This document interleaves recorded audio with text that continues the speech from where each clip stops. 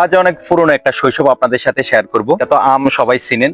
এটা আমাদের গ্রামের আঞ্চলিক ভাষায় এটাকে বলে ঝিনুক, এবং এই ঝিনুককে এটা হচ্ছে পুষ্কুনি থেকে কিংবা খাল থেকে তুলে নিয়ে এটা যখন জেতা থাকে, এই ঝিনুকের ভিতরে যেটা থাকে এটা হাঁসের বাচ্চাকে খাওয়ায়। তো এই মরা ঝিনুকটা আমরা হয়তো কেউ যত্ন করে রাখতো, কেউ হয়তো বাগানে ফেলে দিলে সেখান থেকে কুড়িয়ে নিয়ে পরে এই ঝিনুকটা খুব সুন্দরভাবে ধুইয়া ফাঁকার সাথে এইভাবে ডইলা এটাকে এখান থেকে কানা করতাম। কানা করে এই যে আম যে দেখতেছেন, এই আমটারে এই যে এভাবে আমরারে এভাবে কাটতাম, এভাবে কাটতে এই যে এভাবে চুলতাম আমরা খুব সুন্দর করি।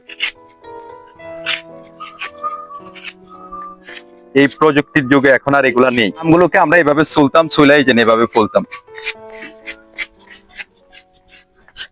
তো ফলতে বলতে এই যে আম, কিন্তু এখানের আইটেম গুলো আমরা একটু দেখাই আপনাদেরকে, এগুলো একটু সাইডে রাখি। হচ্ছে লবণ, আর এখানে মরিচের গুঁড়া। আমাদের গ্রামের আঞ্চলিক ভাষায় এটারে বলে পুয়া মরিচ, কেউ টাইল্লা মরিচ।